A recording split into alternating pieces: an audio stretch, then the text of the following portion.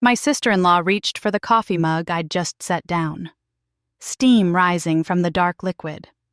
Everyone at the brunch table was laughing, talking about the upcoming holidays.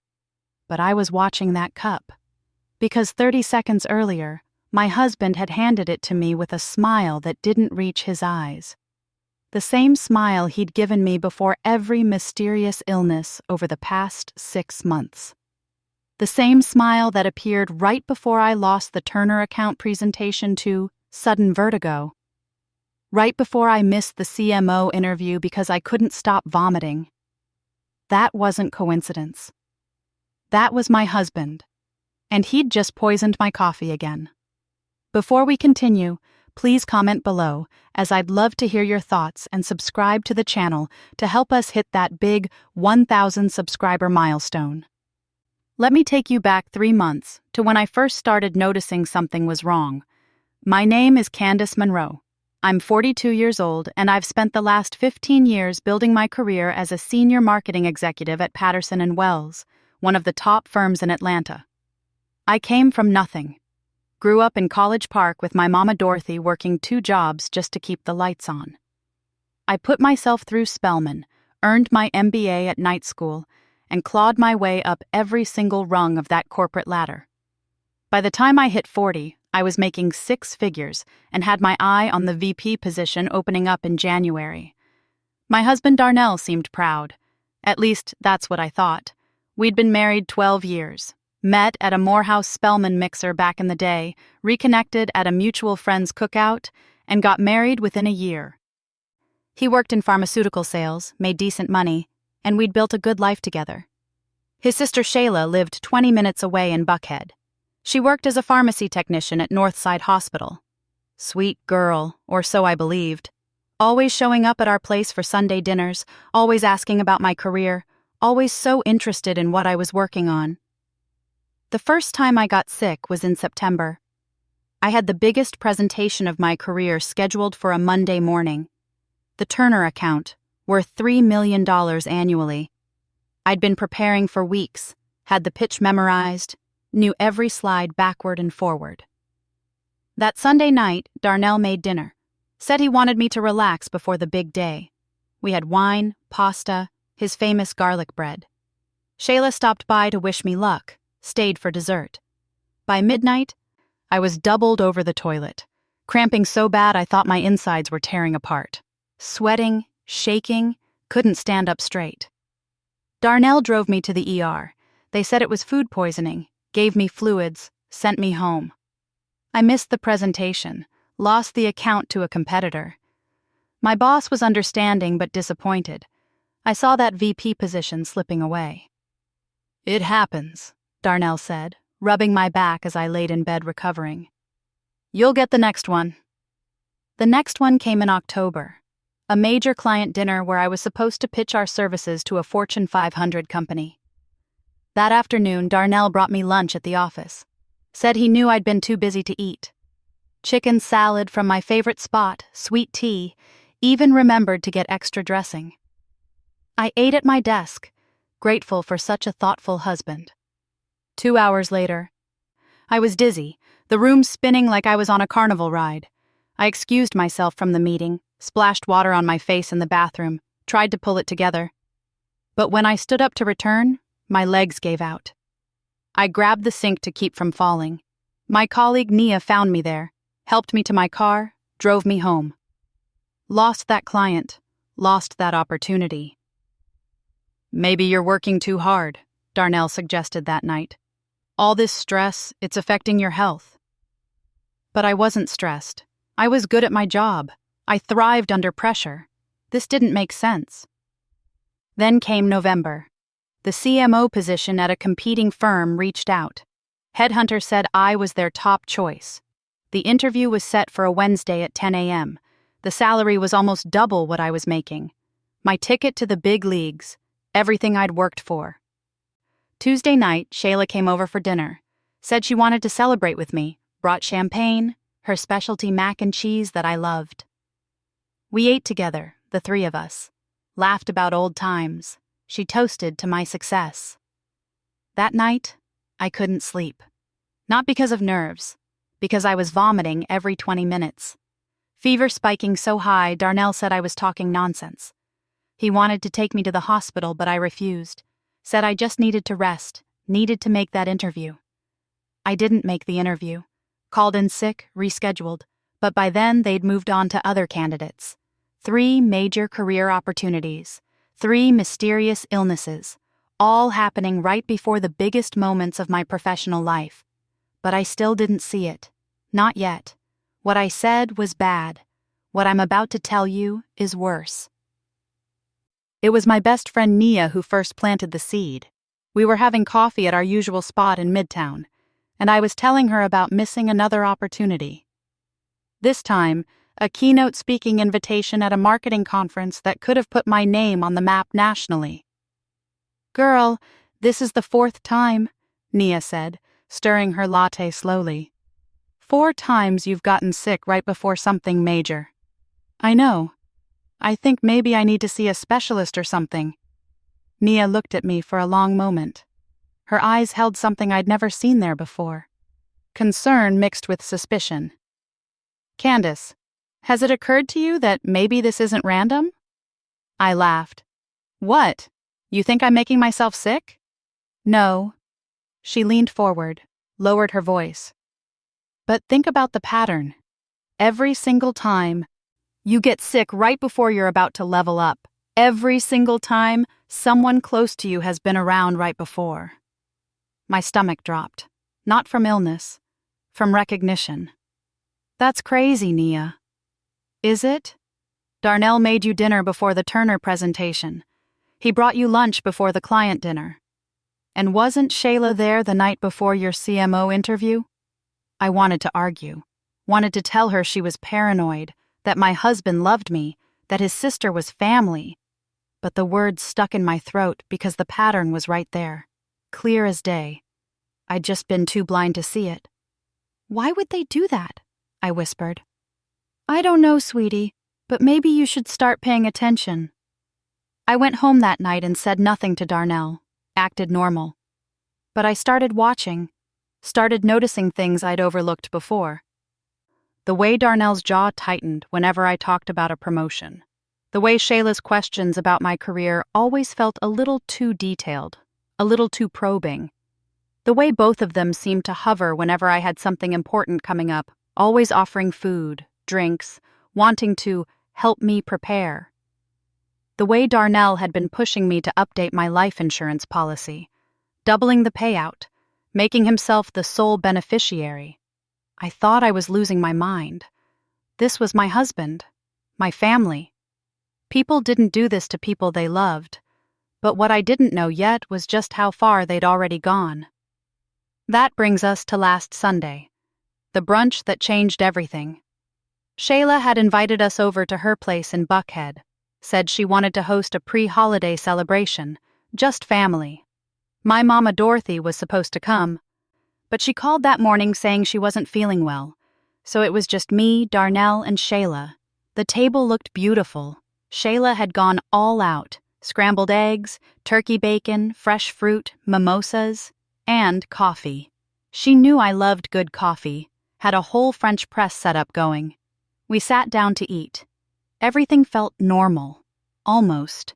But I was watching now, paying attention to every detail Naya had taught me to notice. Darnell poured himself orange juice. Shayla made herself tea. And then Darnell stood up, walked to the French press, and poured a cup of coffee. He brought it directly to me, set it down with that smile. "Your favorite, baby. Shayla got that Ethiopian blend you like." My heart started racing. The mug sat in front of me, steam curling up, dark and perfect. And I knew. Deep in my bones, I knew that coffee wasn't safe. "Thank you, honey," I said, my voice steady, even though my hands wanted to shake. I picked up the mug, brought it close to my face like I was about to take a sip. That's when I smelled it. Bitter almonds, faint but unmistakable. Something chemical underneath the coffee aroma, something that didn't belong. My phone was in my purse under the table. I shifted, pulled it out, and in one smooth motion, I started the voice recording app, slipped it back in my purse with the microphone facing up. Then I did something that would either save my life or end it. I stood up quickly. "Oh, Shayla, I forgot to tell you about this lipstick I bought. It's in the bathroom. Let me show you." "Now?" She looked confused. "Real quick, girl. You're gonna love it." While Shayla was distracted looking at me, I picked up my coffee mug with my left hand, grabbed her tea with my right, and as I passed behind Darnell's chair, I switched them, put my poisoned coffee exactly where Shayla had been sitting, put her tea in front of my seat. My heart was pounding so hard I thought they'd hear it. But I kept walking, kept talking, led Shayla down the hallway to the bathroom, showed her some random lipstick, chatted about nothing for 2 minutes. The whole time, my mind was screaming. What if I was wrong? What if I'd just made a horrible mistake? What if that coffee was perfectly fine and I was paranoid and crazy and ruining everything? But then we walked back to the table. Shayla sat down in her seat, picked up the mug that had been meant for me, brought it to her lips, and took a long drink. Nothing happened for 30 seconds. Shayla swallowed, set the mug down, reached for her fork. I held my breath. Darnell was scrolling on his phone, not paying attention. Maybe I was wrong. Maybe that smell was just my imagination running wild. Maybe Nia had gotten in my head and I'd just committed the most insane act of paranoia in history. Then Shayla's fork clattered to the plate. Her hand flew to her throat. Eyes went wide. She tried to speak, but only a choking sound came out. "Shayla?" I said, playing my part. "You okay?" She shook her head violently, stood up so fast her chair fell backward. Her face was turning red, then purple. She grabbed the edge of the table, gasping for air. Darnell's head snapped up. The phone fell from his hands. "Shayla!" He jumped up, ran to her side. "What's wrong? What's happening?" She couldn't answer. Her lips were turning blue. She pointed at her throat, at the mug, at her chest. Her whole body started convulsing. And that's when I saw the panic on my husband's face. Not concern, not confusion. Panic. The kind of panic you only see when something has gone terribly, horribly wrong with your plan. "No, no, no, no, no," Darnell was saying, holding Shayla's shoulders. Not you. How did you—" He stopped, looked at the table, looked at the mug in front of Shayla's seat, the mug that was supposed to be in front of mine. His eyes met mine across the table, and I saw everything. The guilt, the horror, the realization that I knew. "Call 911!" I screamed, pulling out my phone. But I didn't dial. Not yet. I needed more. Needed him to say it out loud. "Darnell, what's happening to her? What's wrong?" Shayla collapsed to the floor. Her body was seizing now, foam forming at the corners of her mouth. Darnell dropped to his knees beside her. "She drank it," he whispered. "Oh God, she drank it. It was supposed to be—" He caught himself, looked up at me. "Supposed to be what?" I asked quietly. "Candace, call the ambulance. Now!" "Supposed to be what, Darnell?" Shayla was dying on the floor. I knew I should call, knew every second mattered, but I needed the truth, needed him to confess while my phone was still recording every word. "I don't understand," I pressed. "What did she drink? It's just coffee." "It's not just coffee," he shouted. There's something in it, something I put in it, for you. It was supposed to be for you, Candace, not her, never her." There it was, clear as a bell, recorded forever. I dialed 911. 911, what's your emergency?" "My sister-in-law is having a severe reaction to something. I think she's been poisoned. We need an ambulance immediately." I gave Shayla's address, stayed on the line. The operator asked me questions about Shayla's symptoms, told me to make sure her airway was clear, asked if I knew what she'd ingested. "My husband says he put something in her coffee," I said, watching Darnell's face go pale. "Something he meant for me. I don't know what it was." "Ma'am, is the person who administered the poison still there?" "Yes, he's right here." Stay on the line. Police are being dispatched along with the ambulance." Darnell sat back on his heels. All the color had drained from his face. He looked at me like he was seeing a stranger. "You switched the cups," he said softly. "You knew." "I knew." "How long?" "Long enough." Shayla's convulsions were slowing. That wasn't a good sign. Her breathing was shallow, rattling in her chest. Darnell put her in the recovery position like he'd been trained. Even now, even after everything, he was trying to save his sister's life. The sister he'd been willing to use as an accomplice to kill his wife. The irony wasn't lost on me. What I've told you so far is shocking. But what the police found made national news. The ambulance arrived in 6 minutes. Paramedics rushed in, saw Shayla on the floor, started working immediately. They put her on oxygen, started an IV, loaded her onto a stretcher. One paramedic, his name tag said Warren, asked me direct questions. "Do you know what she ingested?" "Coffee. My husband said he put something in it." Warren looked at Darnell. "What did you put in the coffee, sir?" Darnell's mouth opened and closed. No sound came out. "Sir, we need to know what toxin we're treating. Your sister's life depends on it." "Ricin," Darnell finally whispered. "It's ricin. I took it from work, from the research samples." Warren's face went hard. He radioed something to his partner, used medical codes I didn't understand. But I understood the urgency. Ricin, the same poison that killed people in spy movies. My husband had been feeding me ricin. They rushed Shayla out. The police arrived seconds later. 2 officers, then 4, then Detective Raymond Coleman showed up in an unmarked car. He was a tall black man in his late 40s, wearing a brown suit and an expression that said he'd seen everything twice. He separated Darnell and me, put us in different rooms. I sat in Shayla's pristine living room with a female officer while Detective Coleman talked to Darnell in the kitchen. I could hear my husband's voice rising and falling, the detective's voice calm and steady. Then Coleman came to talk to me. "Mrs. Monroe, I need you to tell me everything that happened here today." So I did. Started from the beginning. The mysterious illnesses, the pattern, Nia's suspicions, the smell in the coffee, the switch. "You recorded the conversation?" Coleman asked.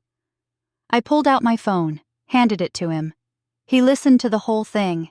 His expression never changed, but his jaw got tighter with every second. "Mrs. Monroe, I'm going to need you to come down to the station to give a formal statement.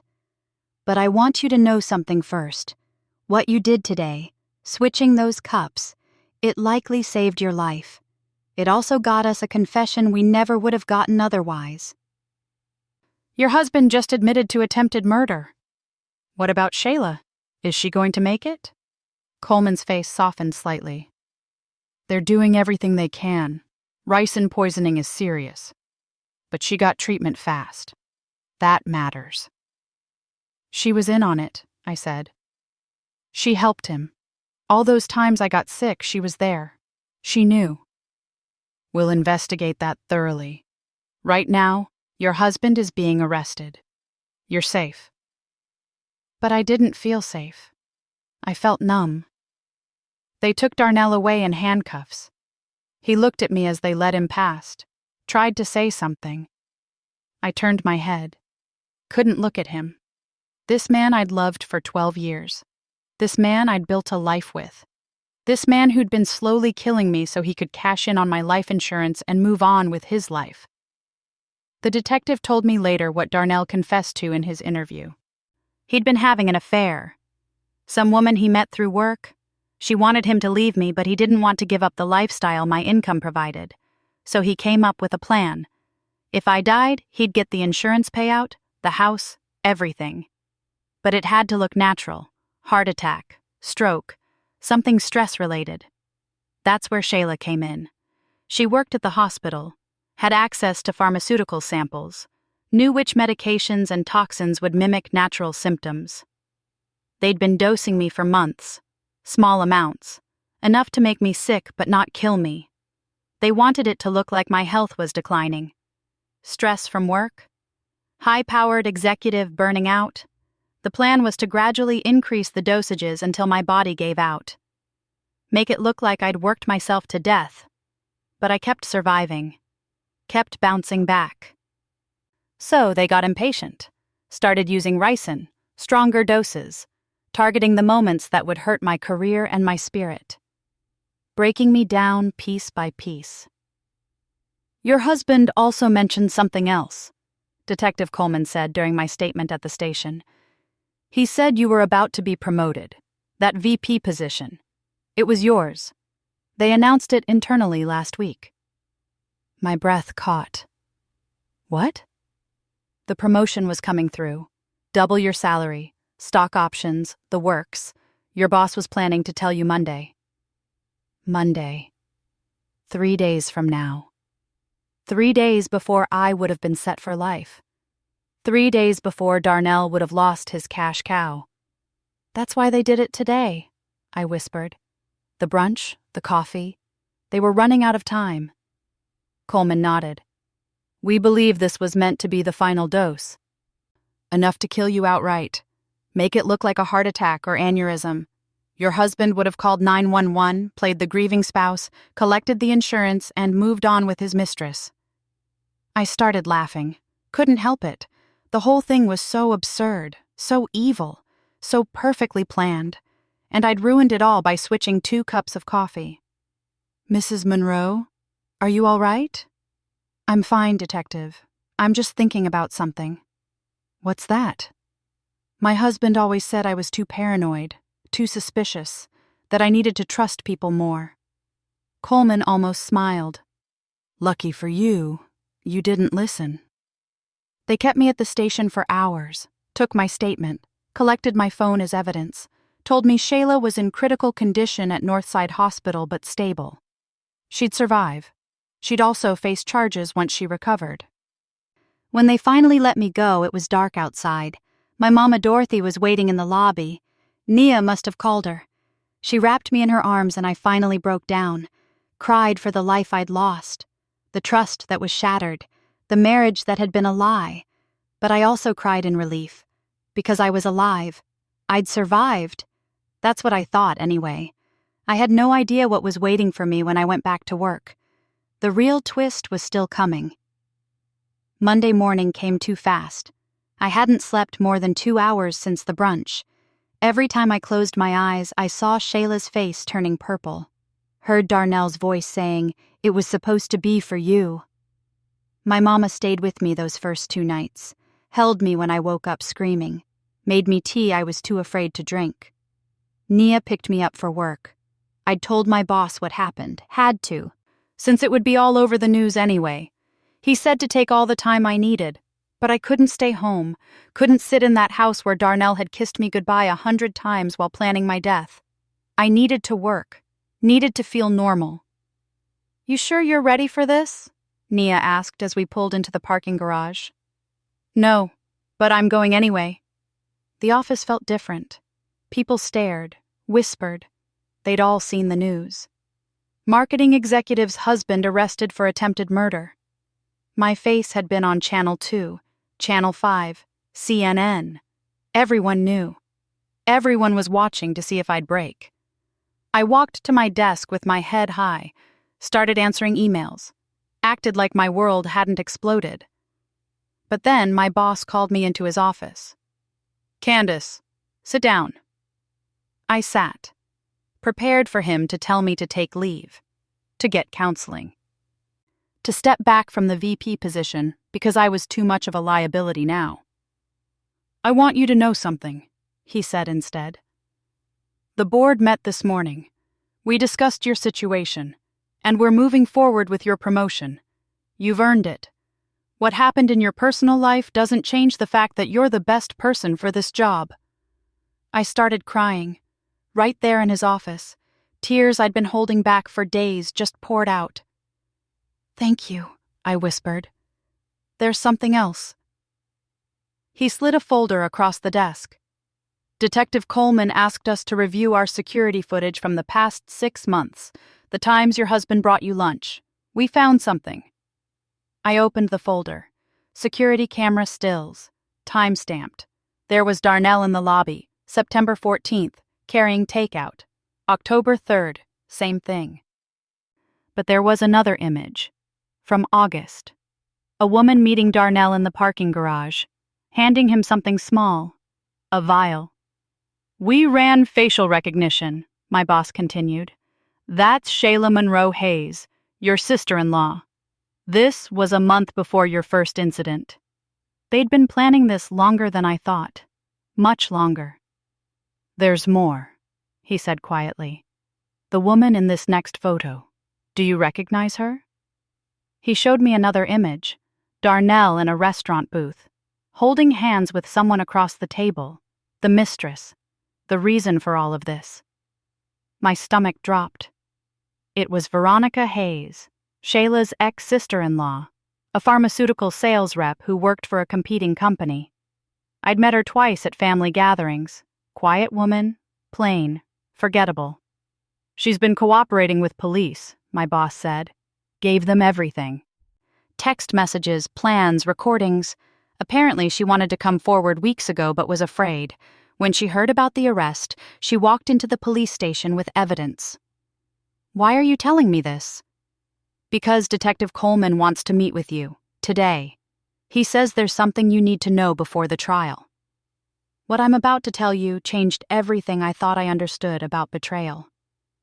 Detective Coleman met me at a coffee shop in Buckhead. Ironic location, but I wasn't drinking anything I didn't watch being made.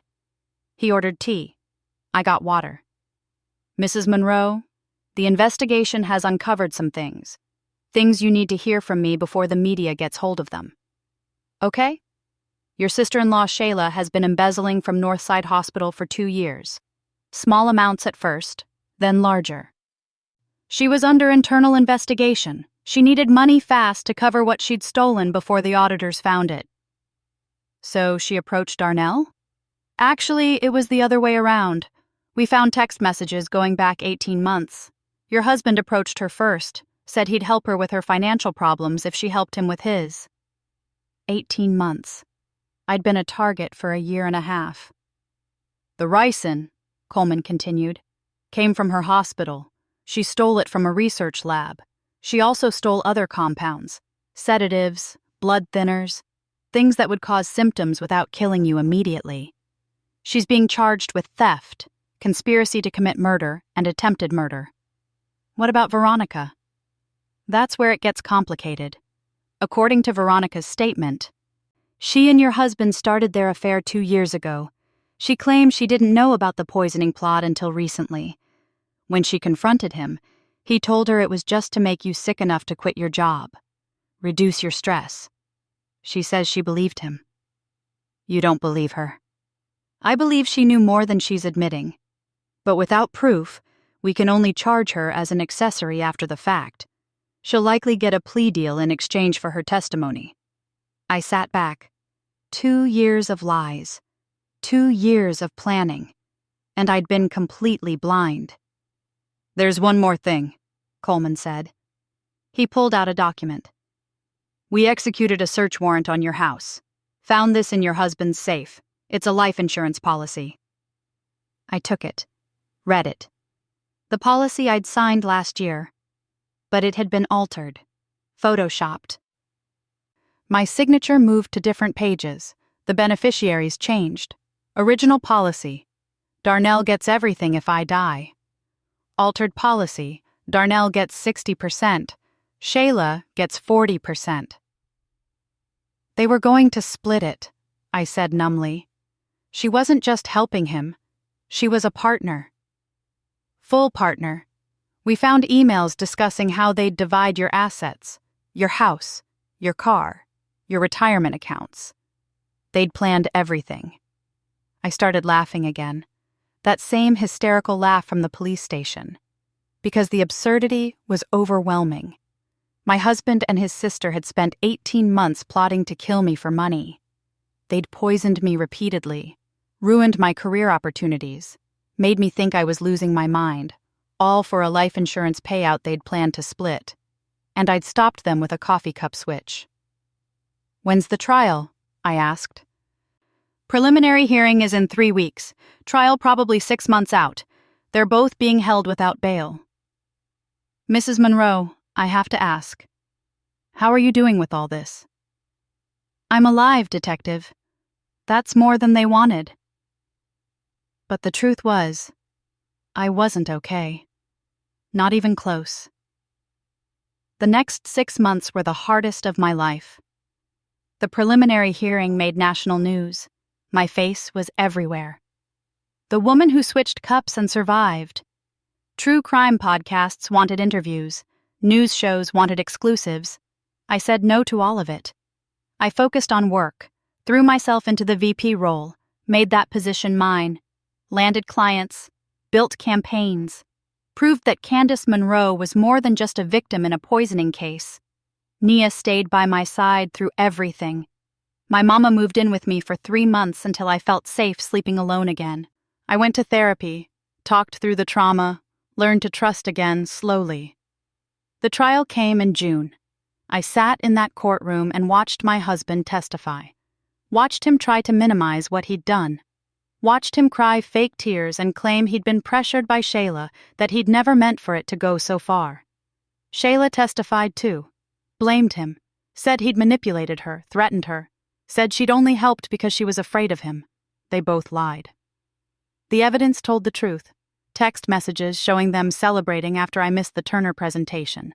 Photos of them toasting with champagne after I lost the CMO opportunity. Receipts for ricin purchases. Bank statements showing Shayla's embezzlement. The altered insurance policy. Veronica's testimony about their plans. The jury deliberated for 4 hours. Guilty. Both of them. Attempted murder, conspiracy, fraud. Darnell got 25 years. Shayla got 20. No chance of parole for either of them. I sat in that courtroom and felt nothing. No relief, no satisfaction, just emptiness. But here's what they didn't count on. Here's the twist they never saw coming.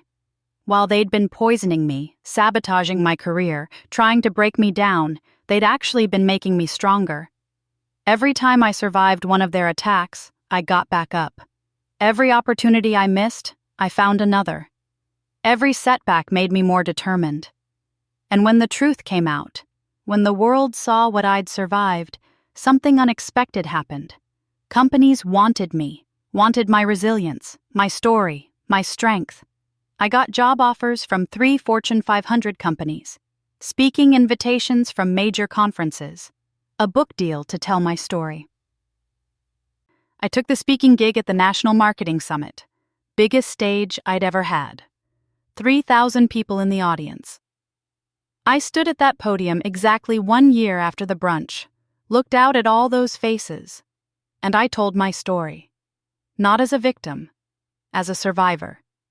As a woman who'd been targeted, poisoned, betrayed by the people closest to her, and who'd fought her way back to life. They thought they could kill me quietly, I said into the microphone. Thought they could erase me and take what I'd built. But what they didn't understand is that I didn't build my success for them. I built it for me. For the little girl from College Park who watched her mama work 2 jobs. For every woman who's been underestimated, undermined, or held back by people who were supposed to love them. The audience stood, applauded. Some were crying. So here's what I want you to know. Your betrayers don't get to write your story. You do. Your setbacks don't define you. How you rise from them does. And sometimes the best revenge isn't revenge at all. It's living, succeeding, thriving despite every obstacle they put in your way. After the speech, a woman approached me. She was young, maybe 25, eyes red from crying. "Thank you," she whispered. "My boyfriend has been telling me I'm paranoid, that I'm imagining things, but I've been getting sick, and hearing your story, I think I need to pay attention." I took her hand. "Trust your instincts. They'll save your life." She nodded, walked away, and I prayed she'd listen to that voice inside her the way I finally did. I'm not going to pretend everything is perfect now. I still have nightmares. Still can't drink coffee without checking the smell. Still flinch when someone hands me food I didn't prepare myself. The trust I lost, I may never fully get back. But I'm alive. I'm successful. I'm free. Darnell is in prison, probably regretting the day he thought he could outsmart me. Shayla is locked up, paying for her greed and her cruelty. Veronica lost her career and faces probation. And me? I'm the VP of marketing at Patterson & Wells. I make 3 times what I made before. I bought a new house in a gated community, changed my last name back to Campbell, started a foundation to help domestic violence survivors. I survived. That's what they never counted on. My strength, my instincts, my refusal to die quietly. So if you're listening to this and something doesn't feel right in your life, if someone close to you is making you sick in ways you can't explain, if your success threatens someone who claims to love you, pay attention. Trust yourself. Switch the cup if you have to, because your life is worth fighting for, and the people who want you dead don't deserve the satisfaction of your silence. Thanks for listening to this story. If it touched your heart, please leave a like and subscribe. Have you experienced something similar? Share your story in the comments below.